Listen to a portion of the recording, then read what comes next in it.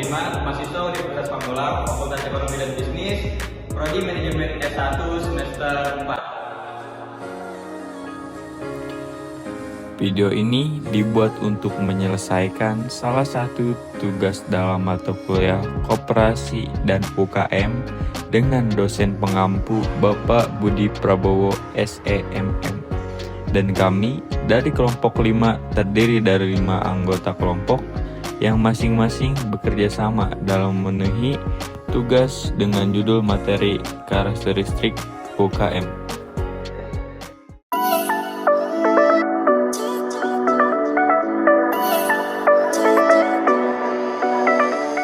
Sebelum pembahasan yang lebih lanjut, izinkan kami memperkenalkan terlebih dahulu.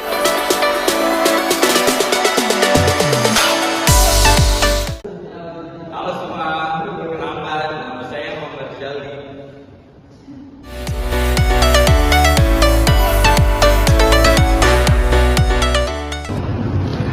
Halo semua, perkenalkan nama saya Clara Oktaviani.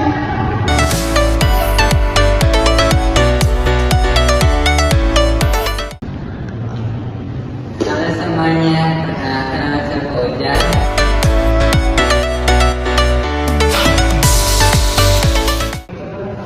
Halo semuanya, perkenalkan nama saya Novel Fatur Rahman.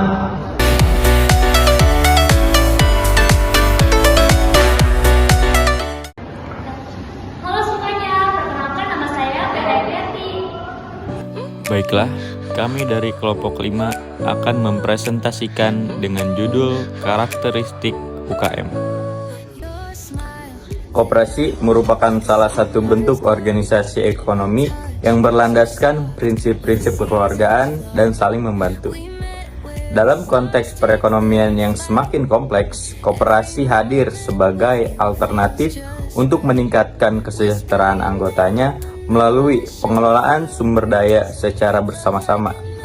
Koperasi tidak hanya berfungsi sebagai wadah untuk memenuhi kebutuhan ekonomi, tetapi sebagai sarana untuk memperkuat solidaritas sosial di antara anggotanya.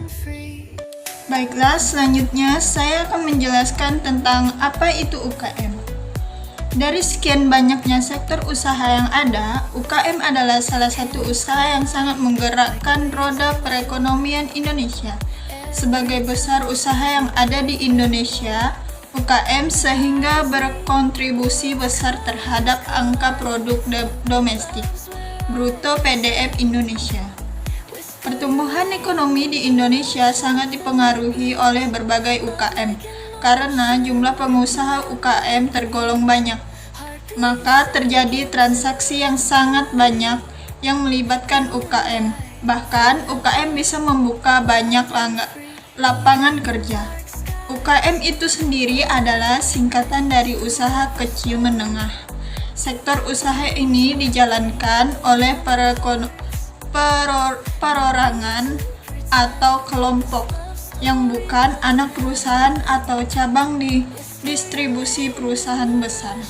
Dan menurut Undang-Undang Nomor 20 Tahun 2018 tentang Usaha Mikro, Kecil dan Menengah Pasal 1 Ayat 2, bunyinya adalah usaha kecil adalah usaha ekonomi produktif yang berdiri sendiri, yang dilakukan oleh orang per orang atau badan usaha, yang bukan merupakan anak perusahaan atau bukan cabang perusahaan yang dimiliki, dikuasai atau menjadi bagian baik langsung maupun tidak langsung dari usaha menengah atau usaha besar yang memurihkan usaha kecil.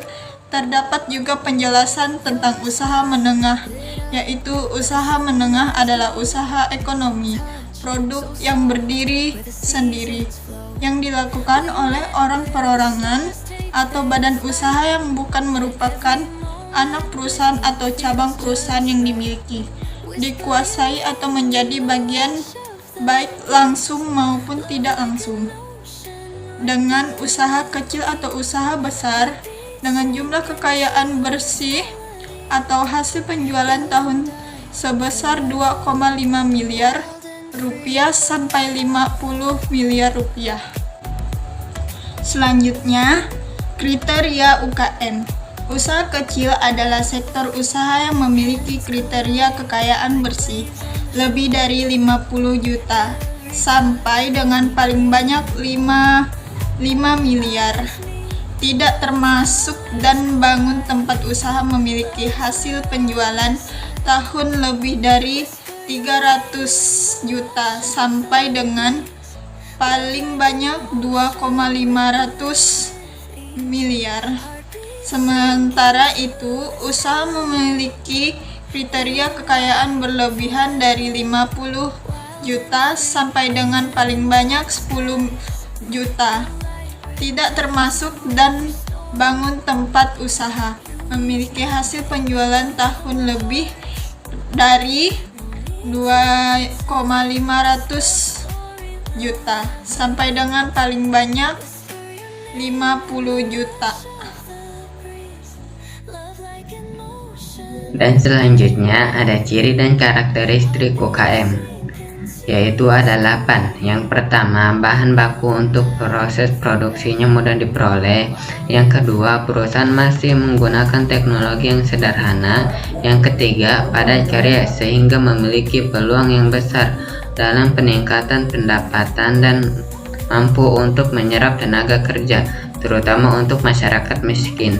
Yang keempat, memiliki pasar yang cukup luas di mana sebagai produksinya digunakan oleh pasar domestik dan tidak menutup kemungkinan berpotensi masuk ke pasar ekspor. Yang kelima, memberikan kontribusi perekonomian daerah tempat UKM beroperasi. Yang keenam, memiliki kemudahan dalam mengadopsi inovasi dalam bisnis, terutama dalam bidang teknologi. Yang ketujuh, tidak diperlukan keahlian yang khusus dan biasanya keahlian diperoleh secara turun-temurun. Yang kedelapan, hubungan antar karyawan dan pemimpin terjadi dengan baik karena ruang lingkup usahanya yang kecil. Dan selanjutnya, pentingnya memperdayakan UKM. Usaha kecil dan menengah atau UKM adalah tulang punggung perekonomian suatu negara, tak kecuali di Indonesia. Memberdayakan UKM bukan sekadar jagor, melainkan sebuah keharusan yang membawa dampak positif berjenjang melalui dari individu, komunitas, hingga tingkat nasional. UKM ini sebagai yang pertama, pendorong pertumbuhan ekonomi yang inklusif. Yang kedua, stimulus inovasi dan kreativitas. Yang ketiga, penggerak perekonomian lokal dan komunitas. Yang keempat, penyeimbang perekonomian nasional. Yang kelima, menciptakan pemerintah pendapatan. Saya akan menjelaskan jenis-jenis UKM. 1. Itu ada usaha manufaktur. Usaha jenis ini adalah usaha yang mengubah bahan mentah menjadi produk yang dijual kepada konsumen. Contoh dari usaha manufaktur adalah konveksi yang mampu menjual pakaian dan pengrajin kayu yang menghasilkan berbagai peralatan rumah tangga. Terus yang kedua dia ada usaha dagang. Usaha dagang merupakan jenis UKM yang menjual suatu produk kepada konsumen. Contoh dari usaha dagang adalah pusat jajanan tradisional yang menjual segala macam jajanan tradisional, atau toko sembako yang menjual berbagai kebutuhan sehari-hari. Terus yang ketiga dia ada usaha jasa. Usaha jasa adalah usaha yang menghasilkan jasa, bukan menghasilkan produk atau barang yang memiliki bentuk fisik untuk dijual kepada konsumen.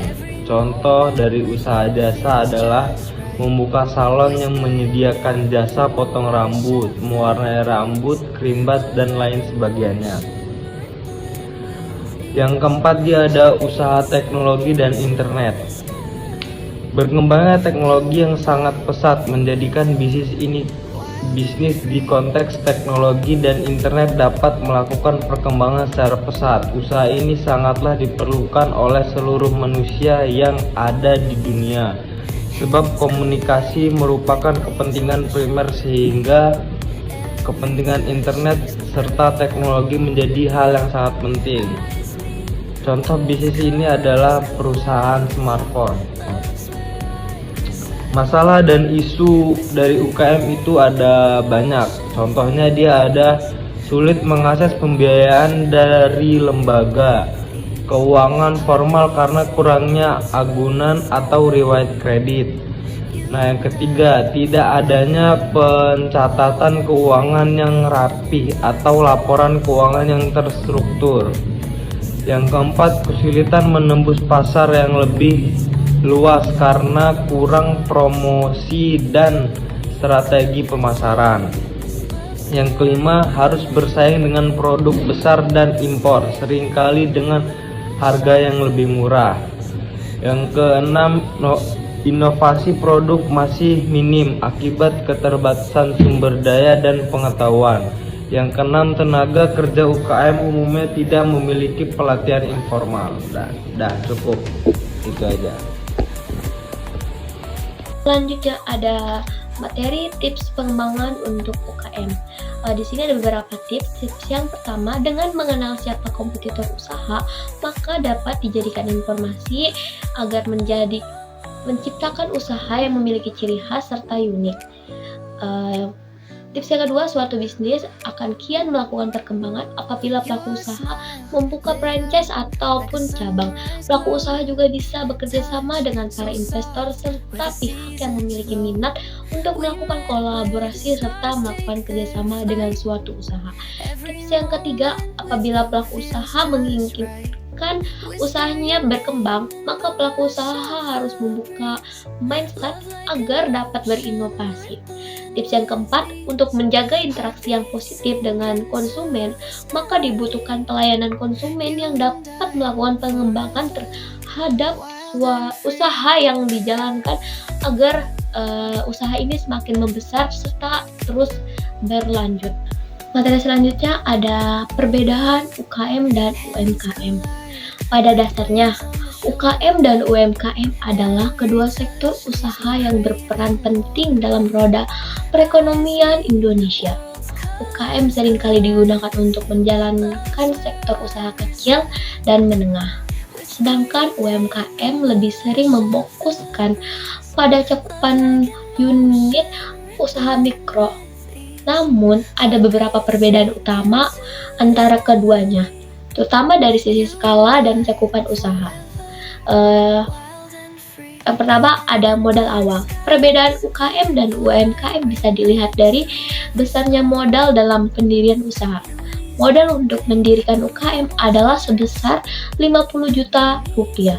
Sementara itu, modal untuk mendirikan UMKM adalah sebesar 300 juta rupiah atau dengan mendapatkan bantuan dari pemerintah untuk pembiayaan modal.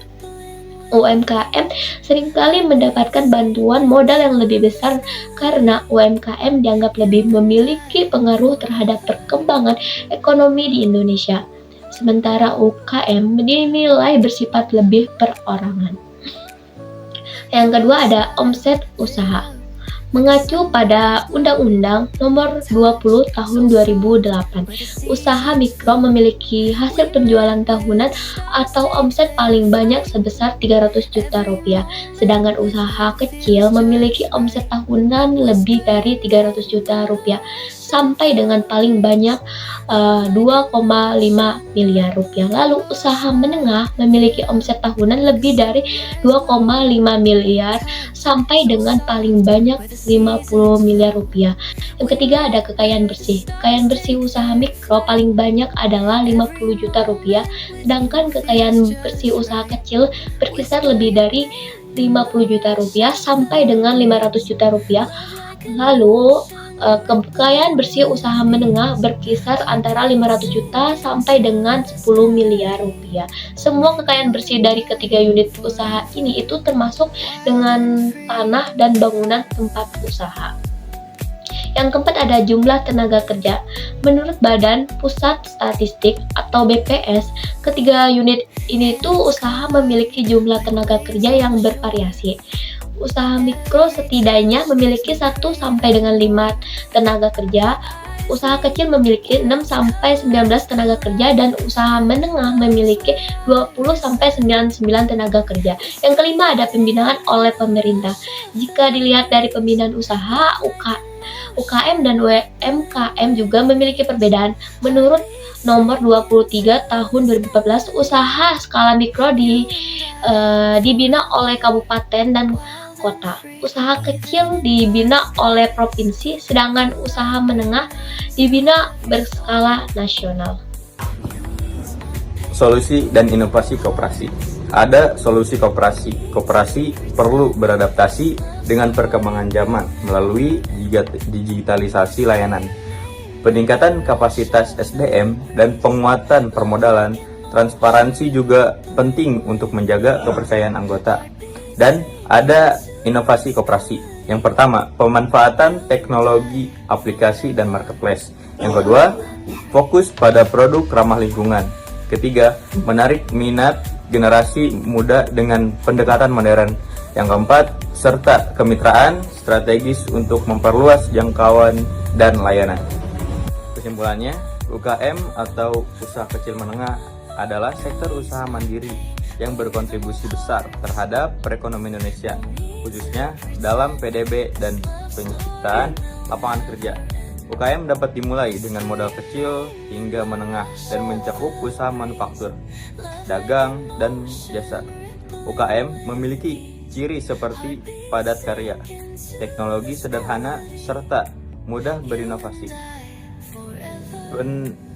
Perbedaan UKM dan UMKM terletak pada skala usaha, modal, omset, dan pembinaan pemerintah.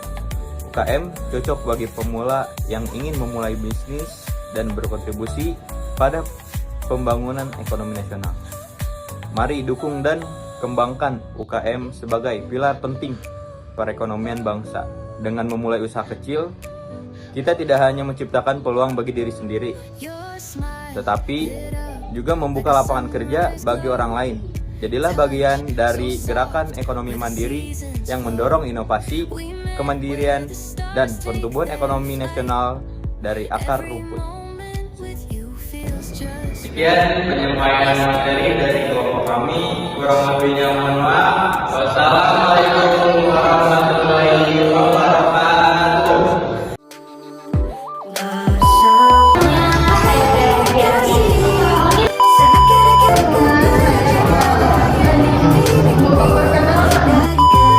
Kami kurang lebihnya mohon maaf. Wassalamualaikum warahmatullahi wabarakatuh.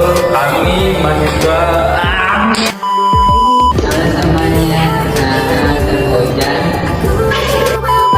Berkontribusi beserta